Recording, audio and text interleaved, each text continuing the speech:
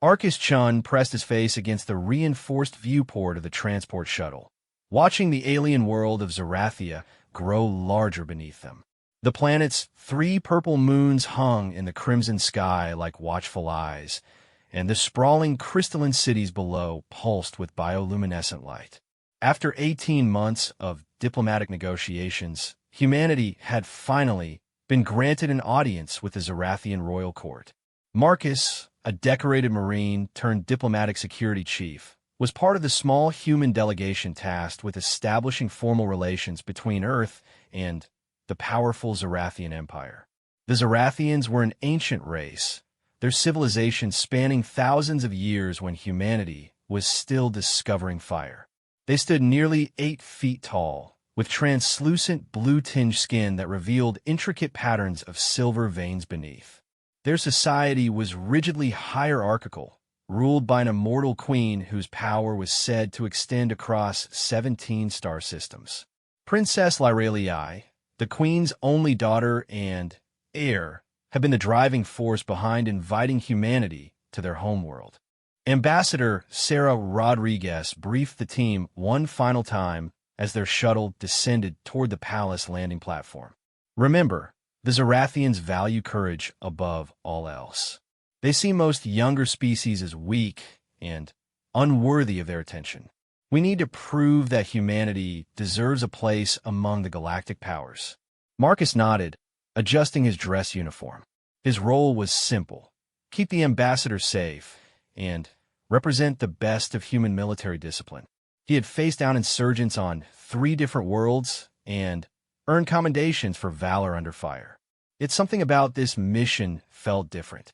The intelligence briefings had been unusually sparse, and there were whispers in military circles about Zerathian trials that visiting dignitaries faced. The palace was a marvel of living architecture, its walls seeming to breathe and shift in the alien light. Zerathian guards, their ceremonial armor gleaming like liquid mercury, escorted the human delegation through corridors lined with what appeared to be singing crystals. The sound was hauntingly beautiful, almost hypnotic in its complexity. They were led to a vast throne room where Queen Vorthala sat upon a throne that seemed carved from a single massive diamond. She was ancient beyond human comprehension, her silver veins pulsing with an inner light that spoke of immense psychic power. Beside her stood Princess Lyralii, younger by Zerathian standards but still centuries old by human measure. Where her mother was coldly magnificent, the princess radiated warmth and curiosity. So, the queen's voice echoed without her lips moving, speaking directly into their minds. These are the humans we have heard whispers about. The young species that defeated the Krex armadas and tamed the plasma storms of Vegas 7. Ambassador Rodriguez stepped forward with practiced diplomacy. Your Majesty, we come in peace, seeking friendship and mutual understanding between our peoples. The Queen's laugh was like wind chimes in a hurricane. Peace, understanding. Pretty words from a species barely 300,000 years old. Tell me, humans, what makes you think you deserve our attention? What strength do you possess that would interest an empire older than your son? Marcus felt tension ripple through the delegation. This was not going according to the carefully planned script. He noticed Princess Lyralii watching them with intense interest, her large opalescent eyes seeming to study each human in turn. When her gaze met his, he felt an odd sensation, as if she was looking directly into his soul. Before the ambassador could respond, alarms began blaring throughout the palace. The crystalline walls flashed red, and Zerathian guards burst into the throne room with urgent reports.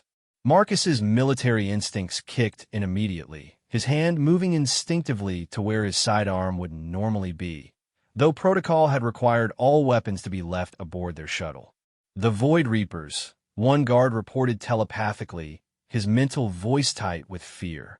Their fleet has breached the outer perimeter. They demand the surrender of Princess Lyralii. The queen rose from her throne, her psychic presence suddenly overwhelming. Impossible. The Void Reapers were destroyed centuries ago. Not destroyed, Your Majesty. hidden, waiting. Their leader calls himself the Shadow Emperor. He claims Princess Lyralii was promised to him in an ancient pact, and he has come to collect his bride. Marcus watched as the color drained from Princess Lyralii's translucent features. The Void Reapers were legendary even among humans, an ancient race of psychic parasites who consumed the life force of entire worlds. If they had truly returned, it meant danger not just for Zerathia, but for every living being in this sector of the galaxy. The Queen's mental voice crackled with rage. No ancient pact binds my daughter. She is heir to the Zerathian throne, not some prize to be claimed by shadow dwellers. But even as she spoke, the palace shuddered under weapons fire. Through the vast windows, they could see the sky darkening as Void Reaper ships descended like black clouds. These were vessels that seemed to absorb light itself, their hulls writhing with unnatural darkness. "Mother," Princess Lorelei spoke aloud, her voice melodious despite her fear. "Perhaps we should consider never." The Queen's response was final. "Guards, escort our guests to the secure chambers. This is not their concern." But Marcus stepped forward, surprising everyone, including himself. "With respect, Your Majesty, this is exactly our concern. Earth has standing orders to assist our allies against the Void Reapers. If they've truly returned, then every civilized world is at risk." The Queen turned her ancient gaze upon him, and Marcus felt the weight of millennia in that stare.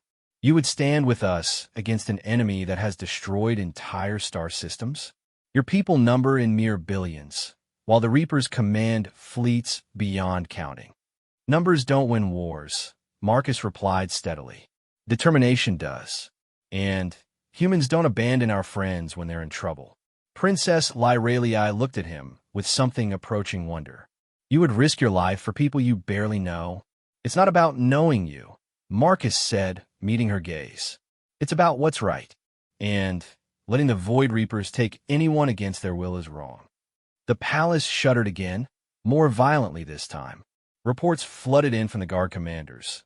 The Zerathian fleet was engaged in desperate battle above the planet, but the Void Reapers' technology had advanced during their long exile. Their ships seemed to drain the life from anything they touched, including the biomechanical vessels of the Zerathian Navy. Ambassador Rodriguez tried to maintain protocol. "Your Majesty, perhaps we should contact our fleet." She was cut off as a section of the throne room wall simply vanished, revealing a gaping hole that led to empty air. Through it stepped figures that seemed to be made of living shadow, their forms shifting and unstable. At their head was a being that hurt to look at directly, as if reality bent around his presence. Queen Vorthala, the Shadow Emperor's voice was like the whisper of dying stars. "You have grown old and weak, hiding behind these crystal walls. The ancient compacts must be honored. Give me the princess, and your world will be spared." The Queen's psychic defenses flared, creating a barrier of pure mental energy. The compacts were made in desperation during the last Reaper War. They have no validity now. "Everything has validity when backed by sufficient force," the Shadow Emperor replied. His form solidified slightly, revealing a tall, humanoid figure in robes that seemed to be cut from the void between stars.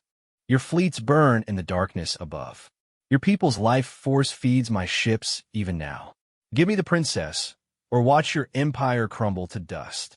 Marcus saw Princess Lyralii trembling, not with fear for herself, but with anguish at the suffering of her people. He could hear the psychic screams of Zerathian pilots as their life energy was drained away by the Reaper ships. The ancient enemy had indeed returned stronger than ever. "Take me." Princess Lyralii stepped forward, her chin raised defiantly. "I will not let my people suffer for an ancient mistake." "Daughter, no." The Queen's mental voice was filled with anguish. But Marcus moved faster than anyone expected. In one fluid motion, he placed himself between the princess and the Shadow Emperor, his arms spread wide. "If you want her, you'll have to go through me first." The Shadow Emperor's laugh was like the sound of planets dying. "A human? You would challenge me, little insect?" I who have consumed the life force of 1 trillion souls. I've heard enough from you, Marcus said steadily. Either fight me honorably, or prove you the coward I think you are by hiding behind threats. The throne room fell silent except for the distant sounds of battle. Even the queen stared in shock at the human who had just challenged one of the most powerful beings in the galaxy. Princess Lyreliai's eyes were wide with a mixture of terror and something else, hope. The Shadow Emperor's form writhed with dark energy. Very well, little human. I accept your challenge. But know that when you die, your life force will be the first of many I consume on this world. Marcus felt fear clawing at his heart, but he pushed it aside. He had trained his entire life for moments like this, when everything depended on standing firm against impossible odds. The Marine Corps had taught him that courage wasn't the absence of fear, it was acting in spite of it. Bring it on, he said simply. The Shadow Emperor raised his hand, and darkness erupted from his fingertips. But as the deadly energy raced toward Marcus, something unexpected happened. The princess stepped forward, her own psychic powers flaring to life, and deflected the attack with a barrier of pure light. This is not a fair fight, she declared. If you would challenge him, then I stand with him. The queen rose from her throne, her ancient power joining her daughters. And I stand with them both. This ends here, Shadow Emperor. Your reign of terror ends today. Marcus felt the combined psychic might of two of the most powerful Zarathians alive flowing around him, but he knew the real battle was just beginning. The Shadow Emperor's form began to grow, his darkness expanding to fill the throne room as more Void Reapers poured through the breach in the wall. But Marcus smiled grimly. He had faced impossible odds before, and he had never backed down. Today would be no different.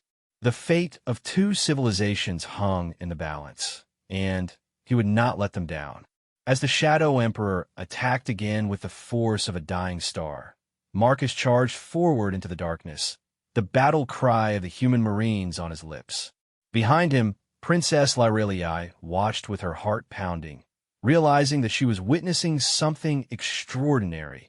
The indomitable spirit that had carried humanity to the stars was about to be tested against the greatest evil the galaxy had ever known. The first phase of the battle had begun, and Marcus Chun was about to prove that sometimes the greatest strength comes not from ancient power or advanced technology, but from the simple human refusal to surrender when fighting for what is right.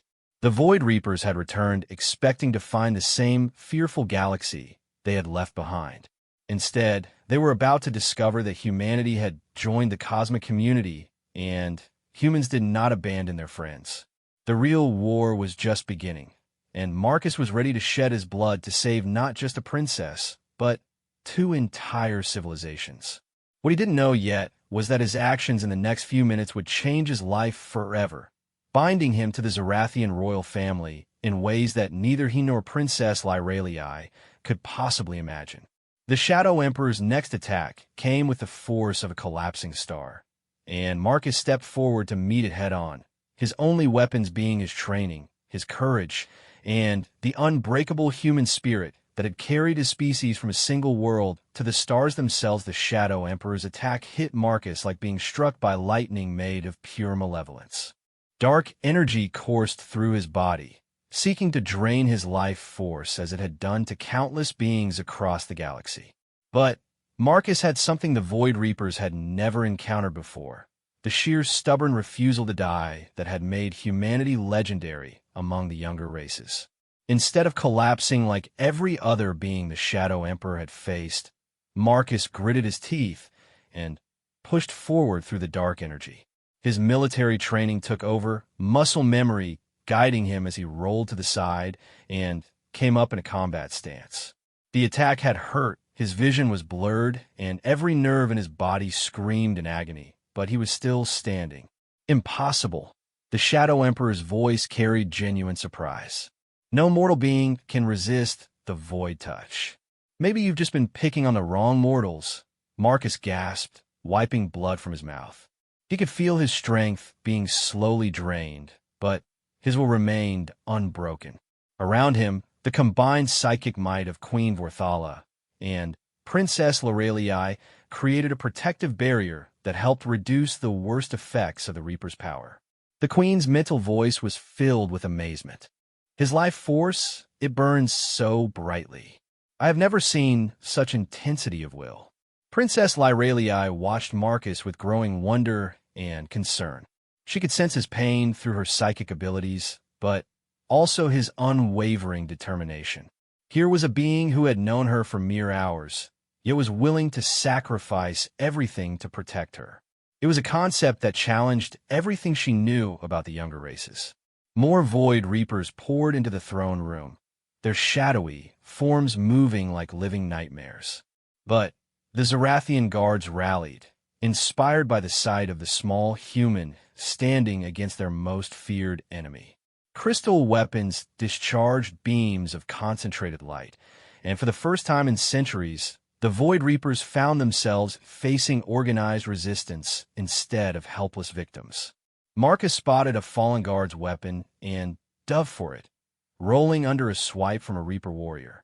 The crystal weapon felt strange in his hands, warm and almost alive, but his training adapted quickly. He triggered the firing mechanism and sent a beam of pure energy through the chest of his attacker. The Reaper dissolved with a shriek that echoed in dimensions beyond normal perception. "The weapons work on them," he shouted to the other guards. "They're not invincible." His words spread quickly through the Zarathian defenders, transmitted by their telepathic abilities. Across the palace, guards who had been falling back in terror began to rally. The Void Reapers had returned expecting easy conquest, but they had not counted on the inspiration of human courage. The Shadow Emperor's rage grew palpable. "You dare to resist me? You pathetic insects think your brief existence gives you the right to defy eternity itself." But as he raised his hands to unleash another devastating attack, alarms blared through the palace's communication system. A Zarathian officer materialized in the throne room through their emergency transport network, his usually calm demeanor shattered. "Your Majesty," he reported telepathically, "human ships are entering the system. They're engaging the Void Reaper fleet directly." Ambassador Rodriguez looked shocked. "That's impossible. Our escort was only a single cruiser." But Marcus smiled grimly. He knew his people better than that.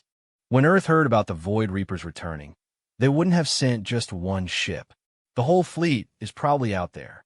Through the palace's vast windows, they could see new lights in the crimson sky as human warships engaged the Reaper fleet in brutal combat. Earth's vessels were smaller and newer than the ancient Zarathian bio ships, but they fought with a desperate fury that the enemy had not expected. Fusion missiles and plasma cannons tore into Reaper hulls that had seemed invulnerable moments before. The Shadow Emperor's attention was divided now, part of his consciousness directing the battle in space while still maintaining his assault on the throne room. Princess Lorelei saw the opportunity and stepped forward, her psychic powers flaring to their maximum intensity. "Marcus is right," she declared, her voice ringing with new authority. "The ancient compacts have no power here. You are nothing but a parasite feeding on the fear of others." Her attack hit the Shadow Emperor like a supernova of pure mental energy. For the first time in millennia, he staggered backward, his form becoming less solid. But his retaliation was swift and brutal. Dark energy lashed out like a whip, striking the princess and sending her flying across the throne room. Marcus saw red. All his military training, all his diplomatic restraint, vanished in an instant. He charged the Shadow Emperor with a roar of pure human rage, the crystal weapon firing continuously as he advanced. The Reaper Lord's defenses absorbed most of the energy, but Marcus's fury was so intense that some of his shots got through, leaving smoking wounds in the creature's shadowy flesh. "You want to see what humans are made of?" Marcus shouted as he leaped onto the Shadow Emperor's back, wrapping his arms around the creature's throat. We're the species that looked at the vacuum of space and decided to live there anyway. We're the people who took one look at faster-than-light travel and said, "Hold my beer." You think you can intimidate us with parlor tricks and darkness? The Shadow Emperor tried to shake him off, dark energy coursing through his form. But Marcus held on with the same stubborn determination that had carried his ancestors out of the African savanna and into the stars. Every second of contact burned his flesh and drained his life force, but he refused to let go. Princess Lyralii picked herself up from where she had fallen, amazed by what she was seeing.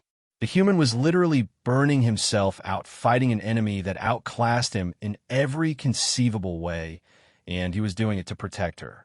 She had studied human culture extensively, but seeing their legendary courage in person was something entirely different. Queen Vorthala joined the battle with the full force of her ancient power. Psychic lightning erupted from her hands, striking the Shadow Emperor repeatedly. But even her considerable abilities were barely enough to match his dark strength.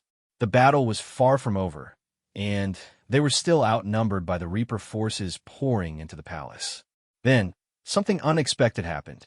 The crystal weapon Marcus had dropped began to glow brighter, resonating with something in his life force.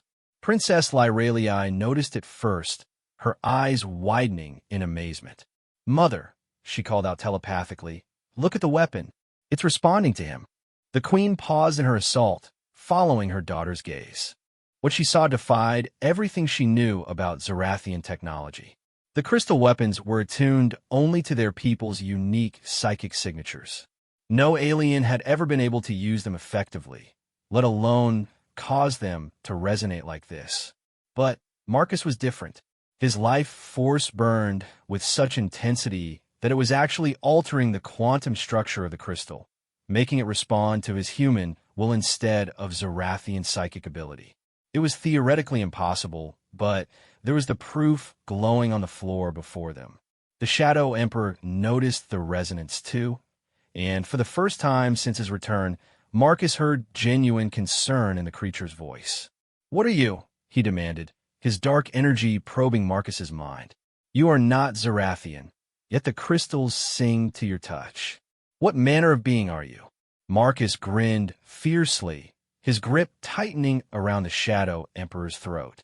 "I'm a human marine, you cosmic nightmare. We're the species that never learned when to quit." He released his hold and rolled away, diving for the resonating weapon. As his hands closed around it, the crystal flared to brilliant life, becoming something between a blade of pure energy and a spear of concentrated starlight. The weapon's power was beyond anything the Zarathians had ever achieved, as if Marcus's human determination was amplifying its abilities far beyond normal limits. The Shadow Emperor retreated for the first time, his form wavering as he faced this impossible new threat. "This cannot be. The crystals respond only to the ancient bloodlines. You are a child species, barely evolved beyond your homeworld. Evolution isn't just about age," Marcus replied, advancing with the energy weapon held ready. "Sometimes it's about adapting to impossible situations. And humans have had a lot of practice with impossible." Princess Lyralii watched in fascination as Marcus wielded the transformed weapon. She could sense that he was burning through his life force at an alarming rate. The resonance was consuming his very essence to fuel its power. At this rate, he would not survive more than a few more minutes, regardless of whether he won or lost the battle. But Marcus seemed to understand this, and he pressed his attack anyway. The energy blade cut through the Shadow Emperor's defenses like they were made of paper, leaving wounds that actually seemed to hurt the ancient being. For the first time in millennia, the Lord of the Void Reapers was being driven back by a single opponent. "Impossible," the Shadow Emperor repeated, but his voice now carried a note of fear. "Your life burns too brightly. You will consume yourself before you can defeat me." "Maybe," Marcus admitted, breathing heavily as the weapon's power continued to drain him. "But I'll take you with me. And that's all that matters." He could feel his strength fading with each passing second, but he could also sense something else, hope. The human fleet in space was gaining ground against the Reaper ships, their unexpected tactics and sheer determination turning the tide of battle. The Zarathian defenders throughout the palace were rallying, inspired by his example. Princess Lyralii and her mother were channeling their combined power into increasingly effective attacks. The Shadow Emperor was powerful, ancient, and terrible, but he had made one critical mistake. He had assumed that victory went to the strongest, the oldest, or the most technically advanced. He had never encountered a species like humanity, which measured victory not by power, but by the willingness to sacrifice everything for what was right. As Marcus prepared for what he knew might be his final attack, Princess Lyralii made a decision that would change both their fates forever. She reached out with her psychic abilities and touched his mind directly, sharing her own life force with his. The connection was intimate beyond anything either had experienced, a joining of souls across the vast gulf between species. "You will not die alone," she whispered in his thoughts. "If you burn yourself out to save my people, then I will burn with you." The princess's power flowed into Marcus, stabilizing the crystal weapon's resonance and giving him the strength to continue fighting. But more than that, their brief mental connection revealed something that shocked them both. In the space of a single battle, they had developed feelings for each other that transcended the boundaries between human and Zarathian. The Shadow Emperor saw the psychic link forming and realized that his situation had just become far more dangerous. A human warrior powered by Zarathian royal bloodline abilities was a combination he had never faced before. The resonance between Marcus and the crystal weapon stabilized and grew even stronger, creating energies that even his ancient power could not easily overcome. "You think this changes anything?" the Shadow Emperor snarled. "I have consumed entire civilizations. I will not be defeated by a mating pair of children." But his attacks were less confident now, and Marcus could sense the creature's growing desperation. The connection with Princess Lyralii had given him more than just power. It had given him insight into Zarathian combat techniques that had been developed over thousands of years. His movements became more fluid, more precise, as he combined human adaptability with alien knowledge. The battle raged on, but the tide was clearly turning. Reports came in that the human fleet had broken the Reaper blockade and was beginning orbital bombardment of the enemy ground forces. Zarathian reinforcements were arriving at the palace, their biomechanical weapons cutting through Reaper troops with renewed effectiveness. But the Shadow Emperor had one final gambit. Drawing on power reserves he had been saving for millennia, he began to tear open rifts in space itself, calling forth more of his kind from the dark dimensions where they had been hiding. The very fabric of reality began to fray as ancient horrors poured through the gaps in space-time. Marcus looked at the growing dimensional rifts and made a choice that would echo through history. Instead of continuing his assault on the Shadow Emperor, he turned the crystal weapon on the rifts themselves, pouring all his remaining strength into sealing the tears in reality. "Marcus, no." Princess Lyralii cried out as she felt his life force burning away like a candle in a hurricane. "You'll kill yourself." "Maybe," Marcus replied calmly, his body beginning to glow with the same energy as the weapon. "But I won't let those things loose in our universe. Not while I can stop it." The crystal weapon's power reached a crescendo that defied all known science. Marcus's human determination, amplified by Zarathian royal power and focused through technology that predated Earth formation, became something entirely new. The dimensional rifts began to collapse, one by one, trapping the reinforcing Reapers in their dark realm. But the effort was killing him. Princess Lyralii could feel his life force fading through their psychic link, and she made a desperate decision. Ignoring her mother's mental protests, she fully opened her own life force to Marcus, pouring centuries of accumulated Zarathian vitality into his burning human soul. The effect was immediate and unprecedented. Instead of simply prolonging his life, the fusion of their life forces created something that had never existed before, a perfect hybrid of human determination and Zarathian power. Marcus's body was transformed, his cellular structure rewritten by energies that existed at the intersection of matter and consciousness. The Shadow Emperor watched in growing horror as his ancient enemy was reborn before his eyes. Not human, not Zarathian, but something new and more powerful than either race alone. The crystal weapon completed its task, sealing the dimensional rifts permanently, then transformed again into something that resembled a living star held in human hands. "This is impossible," the Shadow Emperor whispered, but his voice now carried only defeat. "You are mortal. You cannot become what you are becoming." Marcus looked at him with eyes that now held depths of starlight. "I'm still human," he said quietly. "I'm just more human than I used to be." The final confrontation lasted only seconds. The transformed weapon cut through the Shadow Emperor's defenses as if they were smoke, and the ancient Lord of the Void Reapers dissolved into component darkness with a scream that shattered crystal windows throughout the palace. With their leader destroyed, the remaining Reapers fled back to the dark spaces between stars, their invasion broken by the courage of a single Marine and the love of a princess. As the battle ended, Marcus collapsed to his knees, the crystal weapon returning to its normal form. The transformation had saved his life and given him abilities beyond human imagination, but it had also changed him in ways he was only beginning to understand. He was no longer entirely human, and he was no longer entirely mortal. Princess Lyralii knelt beside him, their psychic connection still active, sharing his confusion and wonder at what they had become together. Queen Vorthala approached slowly, her ancient eyes wide with amazement at what she had witnessed. "The prophecies," she whispered telepathically.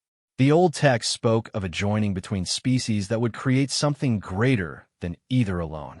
I thought they were metaphors." Marcus looked up at her, then at Princess Lyralii, trying to understand what had happened to him. He could feel new abilities awakening in his transformed consciousness, powers that belonged to neither human nor Zarathian, but to both. The battle was over, but his real journey was just beginning. And somewhere in the back of his mind, he heard an echo of the Queen's thoughts about ancient laws and royal obligations, about bonds that could not be broken, and duties that transcended personal choice. His sacrifice to save the princess had created something unprecedented, but it had also entangled him in the complex politics of an empire older than human civilization. The war was won, but Marcus was about to discover that sometimes victory comes with consequences more complex than deep 3 days after the battle. Marcus stood in the royal medical chamber, while Zarathian healers examined his transformed body with a mixture of fascination and concern. The chamber itself was a marvel of biotechnology, its walls pulsing gently with diagnostic lights that could peer into the quantum structure of living cells. What they found defied every medical principle known to Zarathian science. "The cellular fusion is complete," head healer Zephyria reported to Queen Vorthala. "His DNA has been permanently altered by the life force bonding with Princess Lyralii. He now possesses both human adaptability genes and Zarathian longevity markers. In theory, he could live for thousands of years." Marcus sat on the examination platform, still coming to terms with what had happened to him. His reflection in the chamber's biomirrors showed subtle changes. His eyes now held flecks of the same silver that ran through Zarathian veins, and his skin had a faint luminescence that was visible only in darkness. More disturbing were the abilities he was developing: enhanced strength, limited telepathic sensitivity, and, most strangely, the capacity to interface directly with Zarathian technology. "The question," Queen Vorthala continued to the healer, "is whether the transformation was merely biological or if there are other implications." Princess Lyralii, who had remained at Marcus's side throughout the examination, looked uncomfortable at her mother's pointed tone. The psychic bond between her and Marcus had not faded after the battle. If anything, it had grown stronger. She could sense his emotions, his thoughts, even his dreams. It was an intimacy that, according to Zarathian law, carried significant legal implications. Ambassador Rodriguez had been trying to navigate the diplomatic complications for 3 days without success.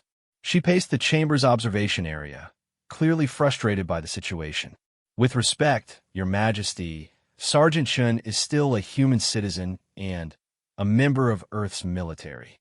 Whatever changes have occurred, his obligations to his own people remain.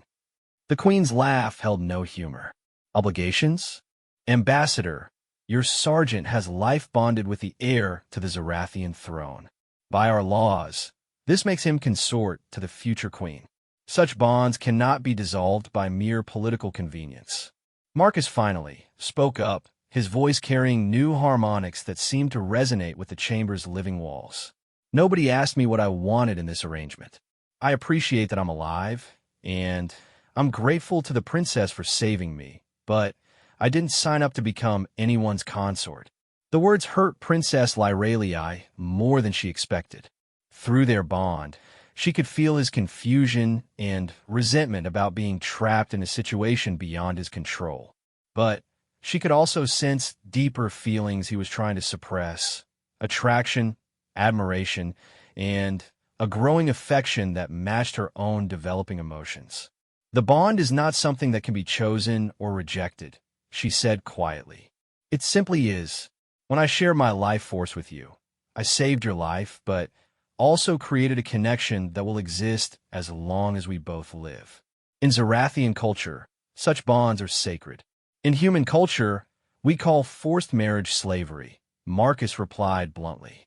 No matter how you dress it up with mystical terminology. The Queen's psychic presence flared with anger. You dare to insult. Mother, please. Princess Lyralii's mental voice cut through the Queen's rage. He speaks from ignorance, not malice. His culture values individual choice above collective obligation. It is not his fault that our laws conflict with his understanding. But Queen Verthala was not mollified. Our laws exist for reasons that predate human civilization by millions of years. The life bond is not merely ceremonial. It creates genetic and psychic links that strengthen our bloodline and enhance our abilities. Your connection with Sergeant Chun has already demonstrated powers beyond anything recorded in our histories. She gestured toward a data crystal floating near the chamber's center, its faceted surface displaying complex mathematical formulas. The resonance you achieved with our weapons technology should have been impossible. Yet you not only wielded our most advanced crystals, you improved them beyond their design capabilities. This suggests that the human-Zarathian bond could produce abilities that neither species possesses alone. Marcus studied the floating equations, surprised to find that he could actually understand portions of the advanced Zarathian mathematics. The transformation had apparently enhanced his cognitive abilities as well as his physical ones. So, I'm what? A scientific experiment? A breeding program project? You are the key to both our species' future survival, the Queen replied seriously. The Void Reaper's return proves that the galaxy faces threats no single civilization can handle alone. But a hybrid of human adaptability and Zarathian power could be the foundation for a new kind of alliance. Ambassador Rodriguez stepped forward, her diplomatic training finally finding purchase in the conversation. If that's truly the case, Your Majesty, then surely we can find a solution that respects both your traditions and Sergeant Chen's rights as a human citizen. Perhaps a temporary arrangement while both governments work out the legal complexities. But Princess Lyralii shook her head sadly. The bond cannot be temporary. Every day that passes strengthens the connection between us. Eventually, separation would mean death for both parties. The mythologies speak of bonded pairs who died within hours of being forcibly separated. Marcus felt a chill that had nothing to do with the chamber's temperature.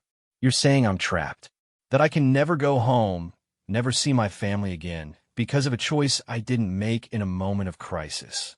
The princess's distress flowed through their bond like a physical ache. I never wanted to trap you. If I could undo the bonding and still save your life, I would. But the connection exists whether we acknowledge it or not. For a moment, The chamber fell silent except for the gentle humming of the bio walls. Marcus stared at the diagnostic readings showing his transformed cellular structure, trying to process the magnitude of what had happened to him. He had gained incredible abilities and potentially thousands of years of life, but at the cost of his freedom and his humanity. Then, Queen Verthala made an announcement that changed everything. There is one alternative that has not been discussed. The ancient laws provide for trial by champions in cases where bloodline bonding is disputed. If Sergeant Chen can find a champion willing to fight for his freedom, and if that champion defeats my chosen representative, the bond can be legally severed. Princess Lyraliai's shock was visible through their connection. Mother, no. The ritual of severing has not been performed in over 1,000 years. The risks are considerable, the queen agreed. The champion who loses dies, and there is a significant chance that both bonded parties will perish when the connection is forcibly broken. But it would satisfy the legal requirements while still respecting Sergeant Chen's desires. Marcus felt a glimmer of hope for the first time since awakening from the transformation. What kind of combat are we talking about? Single combat? Weapons? Technology? Psychic combat, the queen replied. Champions would fight using pure mental energy, with victory going to whoever can break their opponent's will completely. It is not a gentle process. Ambassador Rodriguez looked horrified. Your Majesty, surely there must be some other. She was interrupted by an urgent communication from the palace's orbital monitoring station. A Zarathian officer materialized in the chamber through emergency transport, his usually calm demeanor shattered by panic. Your Majesty, he reported telepathically, we have an urgent situation developing. The human fleet, they're not leaving the system as expected. Marcus felt a sinking sensation in his enhanced stomach. He knew his people well enough to guess what was happening. How many ships? The orbital scans show 47 human vessels now in system, including 3 Dreadnought-class warships.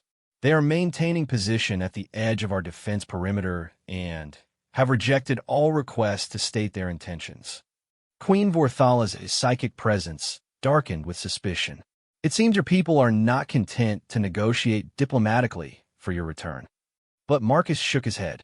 They're not here to take me back by force. Earth doesn't start wars over single individuals, no matter how important. They're here because they think the Void Reapers might return with reinforcements. Princess Lyraliai, who had been studying the tactical displays, looked up with realization dawning in her opalescent eyes. He's right.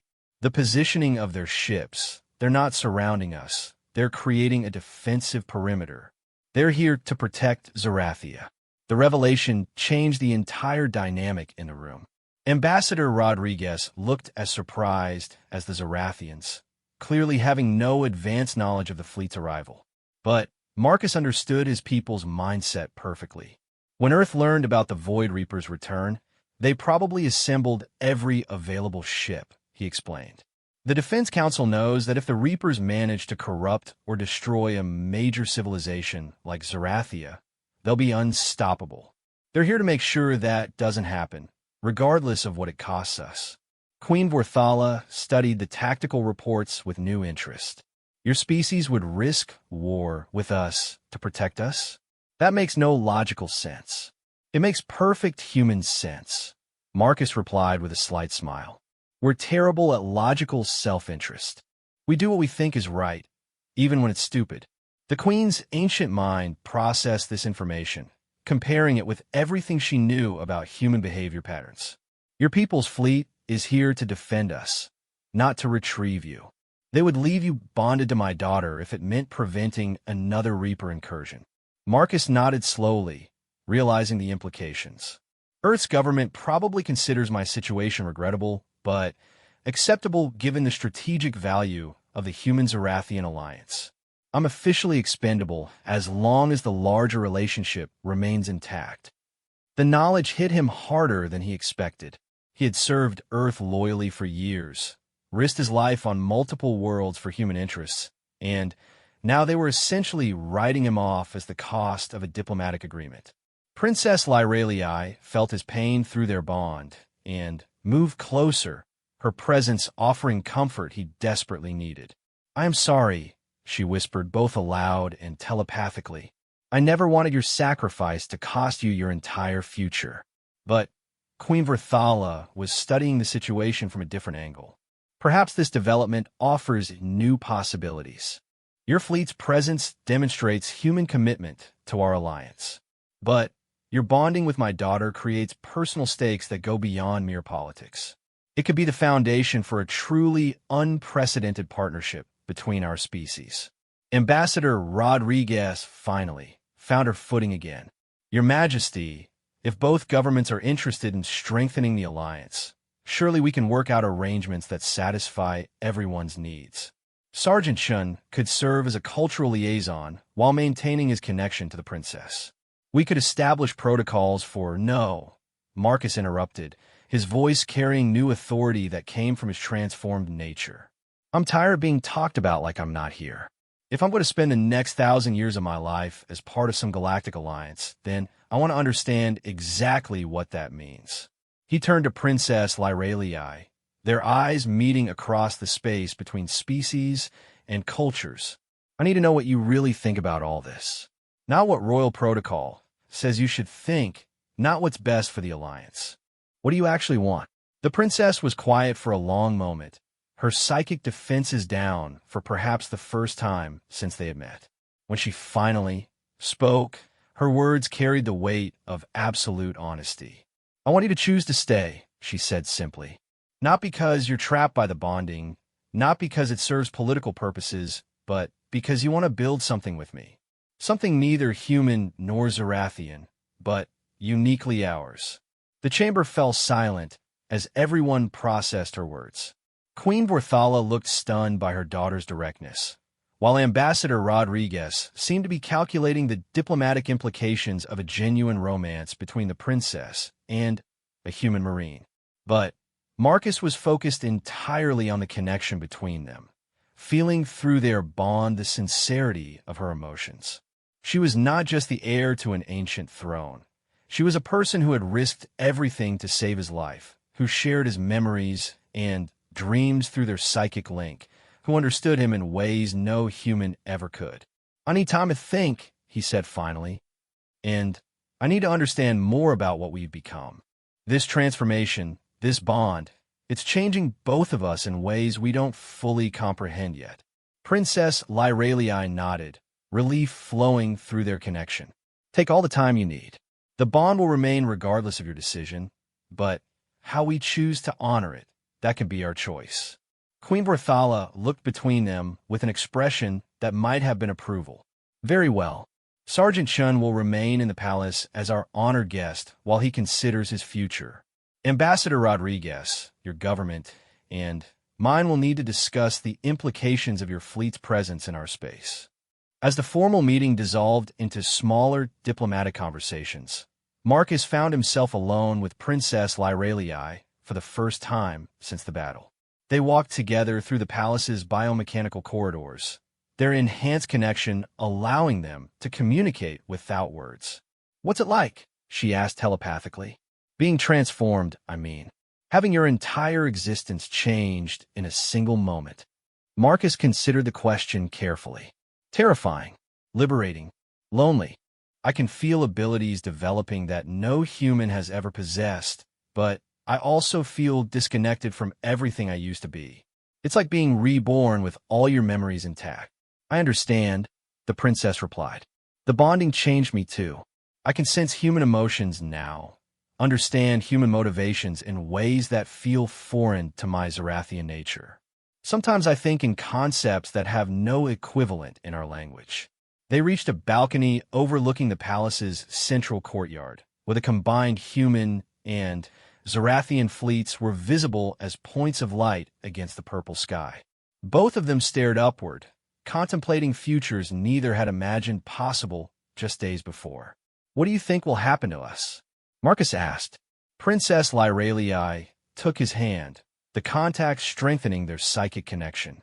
"I think we're going to surprise everyone, including ourselves. The galaxy is changing, and perhaps we're meant to be part of that change." Looking at their joined hands, one dark with human melanin, the other translucent with alien light. Marcus began to understand that his choice might not be between human and Zarathian futures, but between fear and possibility. The bond between them was irreversible, but what they built from that foundation could be extraordinary. The real question was whether he had the courage to embrace a future unlike anything either species had ever experienced before. As he felt Princess Lyreliai's hopes and fears through their connection, Marcus realized that courage might not be enough. It would take something even rarer, trust in a love that transcended the boundaries between stars 2 weeks after the battle. Marcus stood in the palace's central command chamber, watching the most ambitious joint military exercise in galactic history unfold in the space above Zarathia. Human and Zarathian ships moved in perfect coordination, their different technologies complementing each other in ways that surprised both species tacticians. The transformation he had undergone made him uniquely qualified to serve as a bridge between the two fleets, understanding both human tactical thinking and Zarathian biomechanical systems. "The resonance patterns are holding steady," reported Captain Sarah Chun, his own cousin who commanded the human dreadnought Indomitable. She had volunteered to lead the human fleet partly out of family loyalty, but mostly because Earth's Defense Council wanted someone they trusted implicitly in such a delicate situation. Marcus smiled as he watched the tactical displays. Sarah had always been the responsible one in their family, while he had been the one to join the Marines and seek adventure among the stars. Now their paths had converged in ways neither could have predicted. Human vessel sections 7 through 12 are adapting well to Zarathian formation flying. Princess Lyreliai observed from her position at the biotactical displays. The past 2 weeks had seen remarkable changes in her as well. The bond with Marcus had given her insights into human military doctrine that made her one of the most effective coordinators in the Joint Fleet. Queen Vorthala entered the command chamber with her usual regal bearing, but Marcus had learned to read the subtle signs of her moods through his enhanced perceptions. Today she seemed pleased, though still somewhat bewildered by the rapid changes occurring in her carefully ordered empire. "The integration proceeds better than our best projections," she announced telepathically. "Your Admiral Harrison's proposal for combined strike teams shows promise." Ambassador Rodriguez, who had spent the past 2 weeks negotiating the legal framework for Marcus's unique situation, looked up from her diplomatic communications.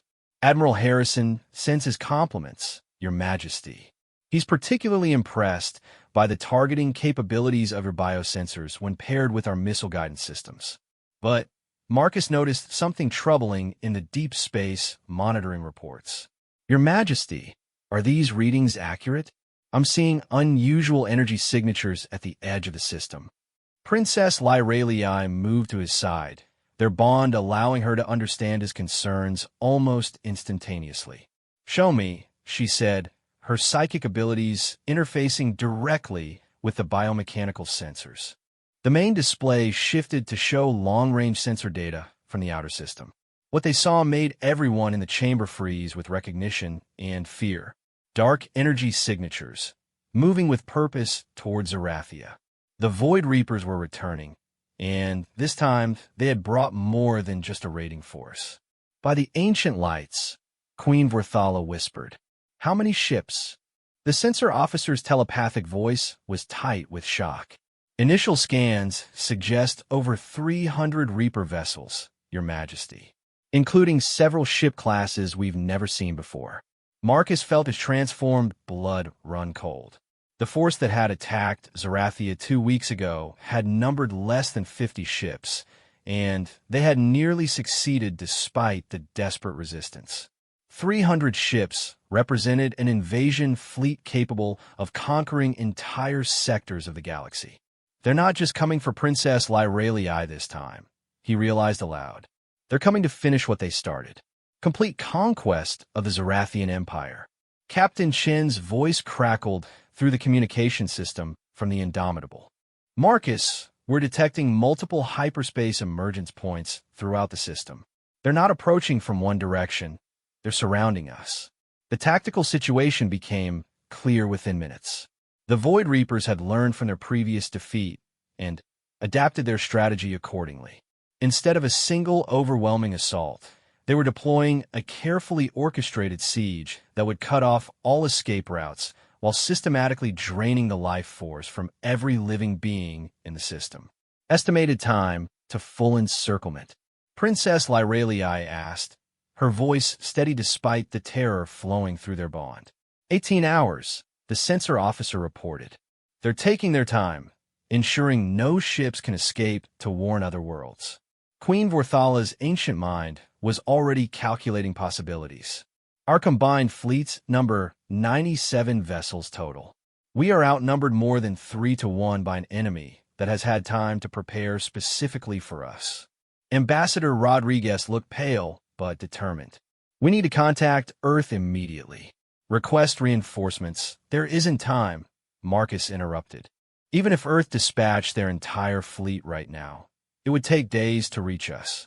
We have to win this battle with what we have. But, as he said the words, he realized there might be another option. The transformation he had undergone had given him abilities that were still developing, connections to Zarathian technology that neither species fully understood. During his recovery, he had been experimenting with the biomechanical systems, discovering that his hybrid nature allowed him to interface with them in unprecedented ways. Princess, he said, turning to Lyralii, the weapon resonance during our first battle. You said it demonstrated power beyond anything in Zarathian history. What if that wasn't the limit? What if we could amplify that effect across the entire combined fleet? Her eyes widened as she understood his implication. A fleet-wide resonance cascade? Marcus, the energy requirements alone would be provided by our bond, he finished. Our life forces amplified through every biomechanical system in both fleets simultaneously. Queen Vorthala's mental voice carried deep concern. Sergeant Shun, what you're proposing has never been attempted. The strain on both your life forces could be fatal. And even if you survived, the power drain might leave you permanently diminished. Marcus looked at the tactical displays showing the approaching Reaper fleet, then at Princess Lyralii, whose determination matched his own despite her fear for what such an attempt might cost them. We're going to die anyway if we can't stop them, he said simply. At least this way, we die fighting for something meaningful. The next few hours passed in a blur of preparation as both fleets reconfigured their systems for the unprecedented experiment. Human engineers worked alongside Zarathian biotechnicians to create interface links between the disparate technologies. The key breakthrough came when they realized that Marcus could serve as a living conduit between the human and Zarathian systems, his transformed nature allowing him to translate between mechanical and biological technologies. Princess Lyralii spent the time meditating with the palace's most ancient crystals, preparing her psychic abilities for the strain of amplifying their bond across dozens of light years of space. The risk to both of them was enormous. Success might transform them into something beyond both human and Zarathian, while failure would almost certainly kill them both. Are you certain about this? Queen Vorthala asked her daughter during the final preparations. You could take a ship and flee to the outer colonies. The Empire would survive even if Zarathia fell. But Princess Lyralii shook her head firmly. I will not abandon our people, and I will not abandon Marcus. We created this bond by choosing to save lives together. If we die, we'll die the same way. Marcus was having a similar conversation with Captain Shun via quantum communication. Sarah, if this doesn't work, I need you to get as many ships as possible out of the system. Don't try to avenge us. Just make sure Earth knows what happened here. His cousin's voice was steady despite the emotional strain. If this doesn't work, little cousin, there won't be any ships left to escape with. So you'd better make it work. As the Void Reaper fleet moved into final attack position, Marcus and Princess Lyralii took their places in the palace's central resonance chamber. The chamber itself was a marvel of Zarathian biotechnology, its living walls designed to amplify psychic energy across interstellar distances. But it had never been used by a human Zarathian hybrid, and The modifications required had pushed Zarathian science to its absolute limits. Fleet resonance links are established, reported the biotechnician. All human and Zarathian vessels are standing by for cascade initiation. Marcus took Princess Lyraliai's hands, feeling their psychic bond strengthen as they prepared to merge their life forces with the technology of both civilizations. The sensation was unlike anything either had experienced. As if they were becoming part of the ships themselves, their consciousness expanding to encompass metal and crystal, plasma, and biomechanical tissue. Void Reaper fleet is beginning their attack run, Captain Chen reported. Whatever you're going to do it now. Marcus and Princess Lyraliai looked into each other's eyes one final time before beginning the cascade. I love you, she whispered both aloud and through their bond. Whatever happens, I want you to know that. I love you too, Marcus replied, surprised by how naturally the words came. Let's save the galaxy together.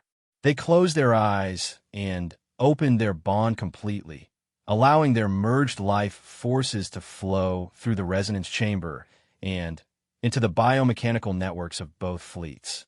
The effect was immediate and overwhelming. Every weapon system, every shield generator, every navigation array suddenly operated at peak efficiency levels that exceeded their design specifications.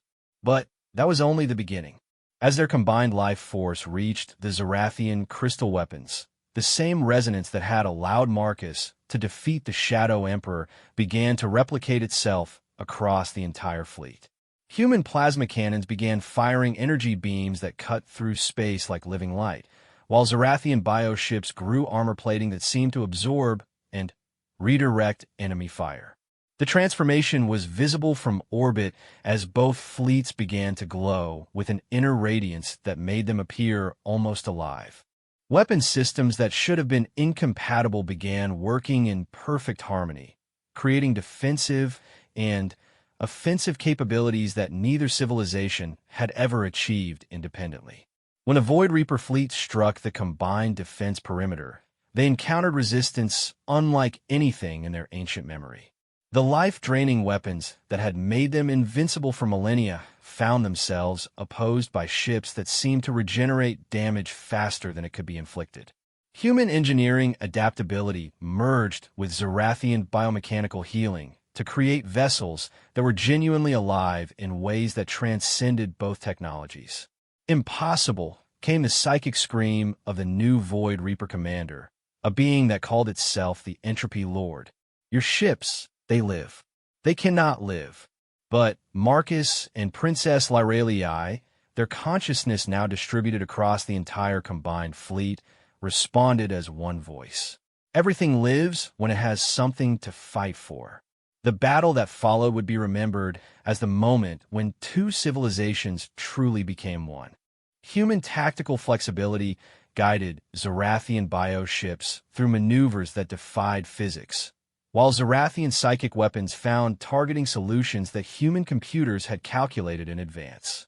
The resonance cascade had created something greater than the sum of its parts, a truly hybrid fleet that fought with the best characteristics of both species. But the strain on Marcus and Princess Lyraliai was enormous. Maintaining the fleet-wide resonance required them to burn through their life force at an accelerating rate.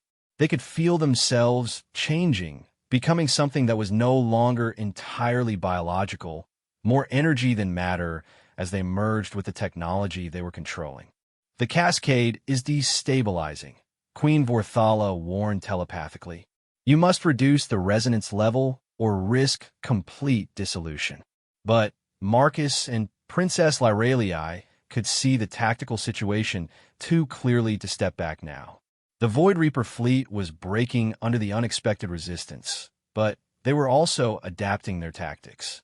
If the resonance cascade ended too early, the enemy would overwhelm the conventional fleet capabilities. Not yet, Princess Lyraliai replied through the fleet-wide connection. We can hold this a little longer.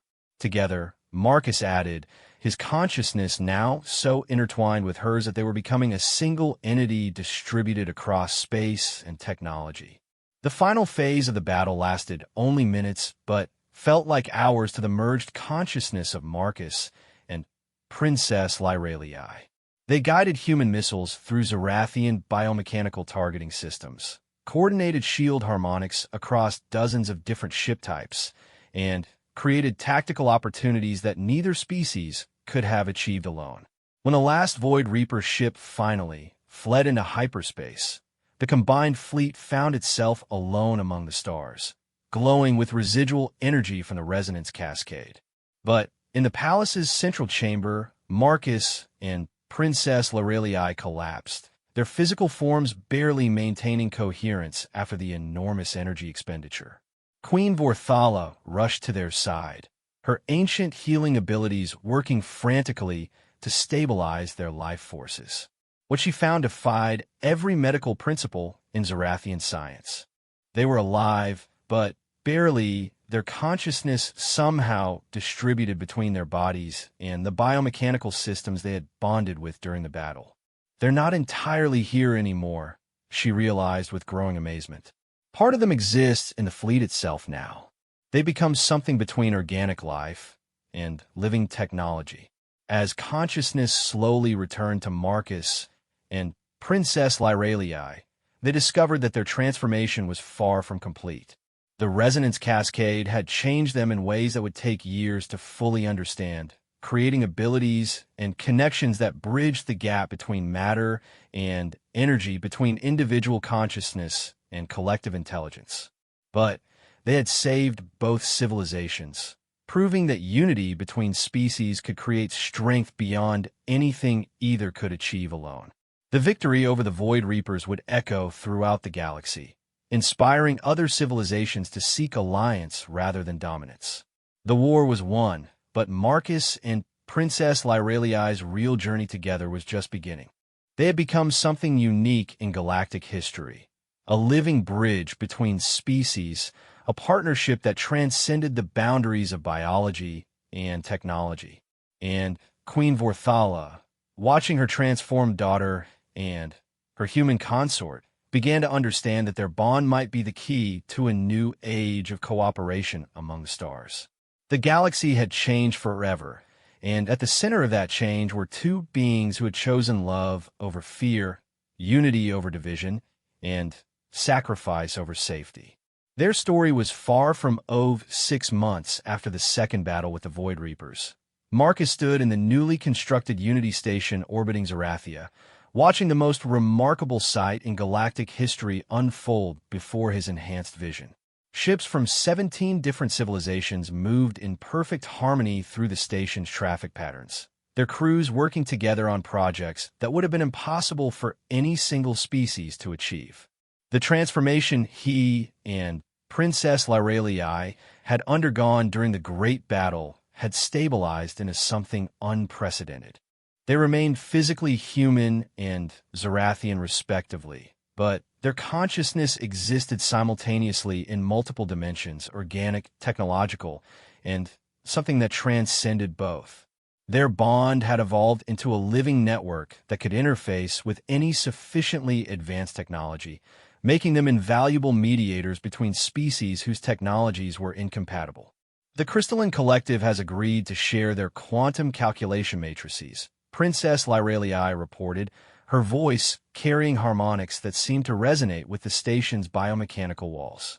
She approached from the station's central council chamber, where representatives from across the galaxy had been meeting to formalize what was becoming known as the Unity Alliance. Marcus smiled, still amazed by how naturally their enhanced abilities worked together. Through their bond, he could access not just her thoughts and emotions, but also her connections to the vast biomechanical network that linked all Zarathian technology. Similarly, she could tap into his understanding of human engineering principles and military tactics. "Any word from Earth?" he asked, though he already knew the answer through their connection. "Admiral Harrison's fleet arrives tomorrow with the final contingent of human representatives," she replied aloud, maintaining the courtesy of verbal communication even though they could share thoughts instantaneously. "Your cousin Sarah will be commanding the new Joint Exploration Fleet." The past 6 months had seen changes beyond anything either civilization had imagined possible. The successful defense against the Void Reapers had inspired dozens of younger species to seek alliance with the human-Zarathian partnership. But, more importantly, it had demonstrated that cooperation between vastly different civilizations could produce capabilities that no single species could achieve. Queen Vorthala emerged from the council chamber, her ancient presence somehow more vibrant than it had been in centuries. The unity network that Marcus and Princess Lorelei had inadvertently created during the battle had touched her as well, giving her insights into other species that had revolutionized Zarathian diplomacy. The hive minds of Kepler-7 have agreed to join the alliance, she announced telepathically. They're particularly interested in the biomechanical integration technologies we've developed.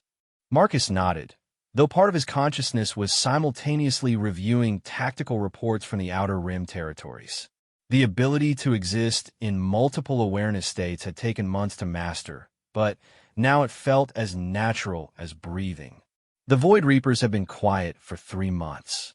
Either they're regrouping for another attack, or they decided we're too dangerous to engage directly. There have been reports of Reaper activity in the Andromeda Galaxy, Princess Lorelei added. Long-range sensors suggest they're building something massive in the dark space between galactic clusters. The implications were sobering. The Void Reapers had been driven from the Milky Way, but they remained active in other galaxies. Eventually, they would return with even greater force, or find ways to attack from outside conventional spacetime. The Unity Alliance was growing stronger, but they were still far from ready for a war of galactic scales. Which brings us to the proposal from the Temporal Mechanics Guild, Queen Vorthala continued. They believe the resonance network you two created might have applications beyond real space technology. Marcus felt a familiar mix of excitement and concern. The Temporal Mechanics Guild was comprised of ancient beings who had mastered time travel and dimensional manipulation. Their interest in the human-Zarathian bond suggested possibilities that were both promising and terrifying. Time travel experiments? Princess Lorelei asked, though her tone suggested she already suspected the answer.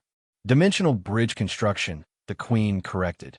They want to create permanent pathways between galaxies, allowing instant communication and travel across distances that normally require millions of years to traverse. The scope of such a project was staggering.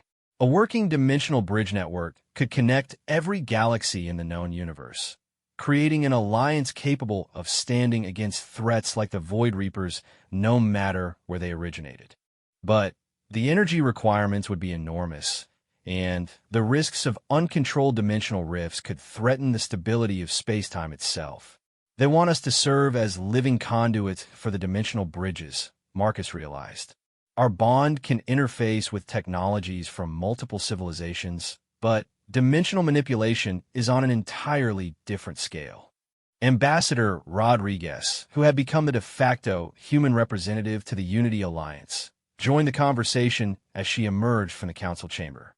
The Temporal Mechanics Guild has assured us that the process would be gradual, with extensive safeguards. But they've also been very clear about the risks involved.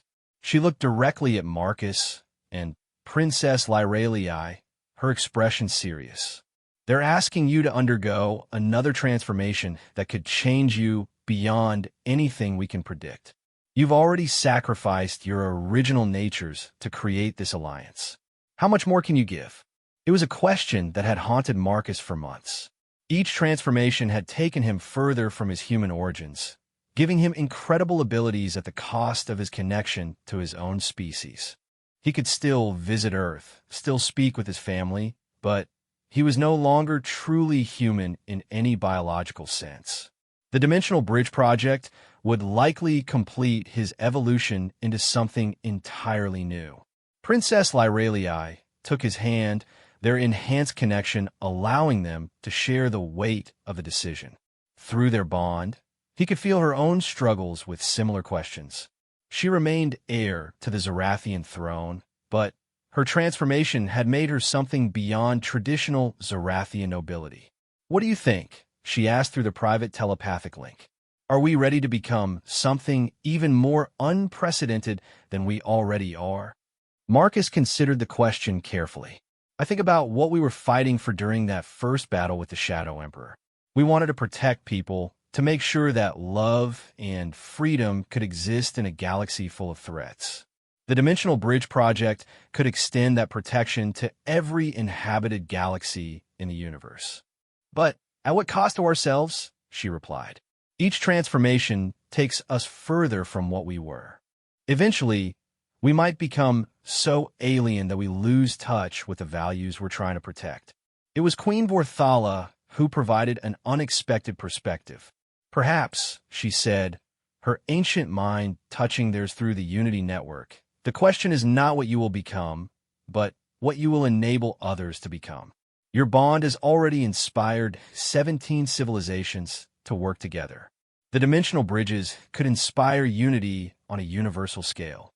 Ambassador Rodriguez looked between them with the expression of someone watching history being made in real time. "Whatever you decide, Earth will support you. The Defense Council has made it clear that your choices are your own to make." But Marcus knew that wasn't entirely true. The decision he and Princess Lyralii made would affect billions of lives across multiple galaxies. The weight of that responsibility was almost overwhelming, even with their enhanced abilities.